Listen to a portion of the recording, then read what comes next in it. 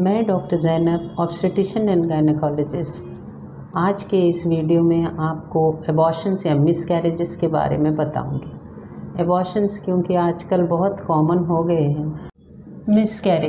Miscarriage है क्या? Miscarriage means जो भी प्रेगनेंसी अगर उसकी ग्रोथ रुक जाए 5 महीने के अंदर, या वो एबॉर्ट हो जाए या एक्सपेल हो जाए, उसको मिसकैरेज बोलते हैं।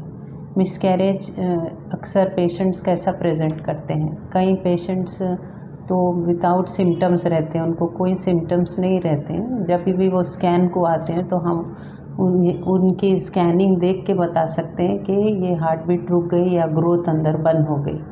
और दूसरे पेशेंट्स, कई पेशेंट्स ऐसे भी होते हैं जो ब्लीडिंग के साथ आते हैं और पेन के साथ आते हैं।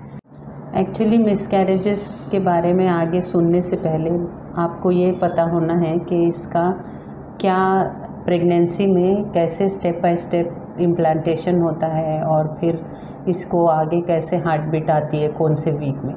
तो जब ओव्यूलेशन 14th डे हो जाता है तो इम्प्लांटेशन 5-6 दिन के बाद इम्प्लांटेशन होता है।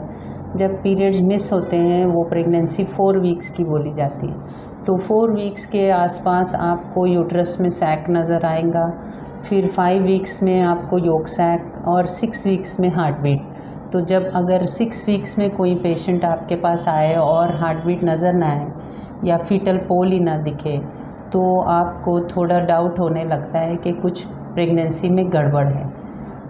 तो आप और 1 वीक रुक कर फिर पेशेंट को बुलाते हैं स्कैनिंग के लिए। तो जब नेक्स्ट वीक भी 1 और वीक रुकने के बाद भी हार्ट बीट नहीं आना, ये बताता है कि प्रेगनेंसी ख़राब है या प्रेगनेंसी में ग्रोथ नहीं है। तो ऐसे प्रेगनेंसीज़ को आगे कंटिन्यू नहीं कर सकते। इसके बारे में डिटेल में डिस्कस करेंगे। आप लोग गौर से सुनिए और इसके रीज़न्स यूजुअली जो कॉमन है वो आपको देखा जाता है कि जेनेटिक है। तो जेनेटिक मतलब क्या? जेनेटिक मीन्स जब 2 एग और स्पर्म मिल के एम्ब्रियो फॉर्म होते हैं, इसमें क्रोमोसोमल डिविजन्स और क्रोमोसोम्स जब मिलते हैं या डिवाइड होता है, एग और स्पर्म मिल के जब एम्ब्रियो बनता है तो इसके अंदर क्रोमोसोम डिवीज़न अगर ख़राब हो या एबनॉर्मल हो गया तो कभी एम्ब्रियो में 1 क्रोमोसोम एक्स्ट्रा आ जाएगा या 1 कम आ जाएगा, उससे एम्ब्रियो हेल्थी नहीं रहता। ये नेचर खुद ऐसे एम्ब्रियोस को या ऐसे फीटस को एक्सपेल कर देती है या ग्रोथ उसकी बंद हो जाती है। दूसरा इम्पॉर्टेंट रीज़न है फर्स्ट ट्राइमेस्टर मिसकैरेजेस का हार्मोन्स की प्रॉब्लम से भी मिसकैरेजेस फर्स्ट ट्राइमेस्टर में कॉमन है। सबसे कॉमन जो नज़र आता है वो है कॉर्पस ल्यूटियल डिफेक्ट। मीन्स जब एग रिलीज़ होता उसकी कवरिंग रहती है जो कॉर्पस ल्यूटियम, उससे प्रेगनेंसी को सपोर्ट करने के लिए प्रोजेस्टेरॉन रिलीज़ होता है। ये प्रोजेस्टेरॉन प्रेगनेंसी को सपोर्ट करता है, बेबी ग्रो होने में प्लेसेंटा के सपोर्ट के लिए रहता है। अगर इसमें कुछ लेवल कम हो गया या इसमें रिलीज़ प्रोजेस्टेरॉन नॉर्मल नहीं है तो भी मिसकैरेजेस हो जाते हैं, ग्रोथ नहीं नज़र आती। और सेकंड है थायराइड के लेवल में भी अगर कुछ बढ़ गया या कम हो गया तो भी ग्रोथ नज़र नहीं आती। तो थायराइड का लेवल भी आप नॉर्मल पे मेंटेन करना है, जो भी इसके नॉर्मल वैल्यूज़ है। तीसरा है डायबिटिक पेशेंट्स, जो शुगर है बॉडी की वो कंट्रोल में होना है। इसके तरफ से जो डायबिटिक पेशेंट्स रहते हैं अगर वो कंट्रोल नहीं है तो बेबीज़ में नॉर्मल ग्रोथ रहेगी या डिफेक्टिव बच्चे पैदा होंगे। तो ये सब चीज़ें आपको जब पता चले तो उसको फ़ौरन से कंट्रोल कर लेना है। और जो पेशेंट्स पॉलीसिस्टिक ओवेरियन डिजीज़ वाले पेशेंट्स हैं और कंसीव हो गए, इनकी भी एक क्वालिटी अच्छी नहीं रहती। तो जब ये कंसीव हो जाते हैं तो उनको भी फर्स्ट ट्राइमेस्टर मिसकैरेजेस होने के चांसेस ज़्यादा रहते हैं। तो के बाद है इम्यूनोलॉजिकल मीन्स इसमें एंटी फॉस्फोलिपिड सिंड्रोम बोलते हैं। ये एंटी फॉस्फोलिपिड सिंड्रोम है क्या?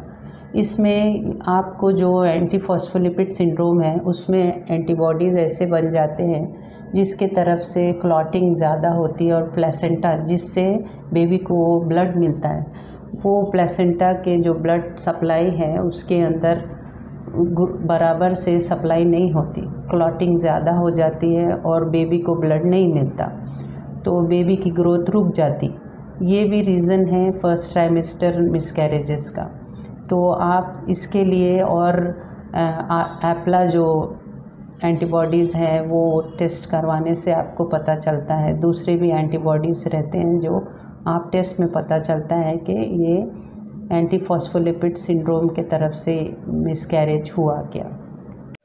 अब आगे जब हमें रीज़न्स पता चल गए तो सब पेशेंट्स को ये रहता है, कपल्स को, कि हम आगे ट्रीटमेंट क्या करें। यूजुअली जेनेटिक जो रीज़न रहता है वो बहुत रेयरली कभी कभार इफ़ेक्ट होता है एक आध प्रेगनेंसी में। रिपीटेडली हर प्रेगनेंसी में जेनेटिक रीज़न रहना ज़रूरी नहीं है। फिर भी जब भी प्रेग्नेंट रहेंगे, पहला जिसको मिसकैरेज हुआ है वो अपनी नेक्स्ट प्रेगनेंसी में फोलिक एसिड जल्द से जल्द शुरू करें और डॉक्टर के पास विज़िट जल्द से जल्द करें। और जिनको रहता है हार्मोनल प्रॉब्लम, हार्मोनल डेफिशिएंसी, जैसे प्रोजेस्टेरॉन है, कॉर्पस ल्यूटियल डिफेक्ट, उनको चाहिए कि प्रोजेस्टेरॉन का सप्लीमेंट नेक्स्ट प्रेगनेंसी में जल्द से जल्द शुरू करें और थायराइड को अपने कंट्रोल में रखें, शुगर्स को अपने कंट्रोल में रखें।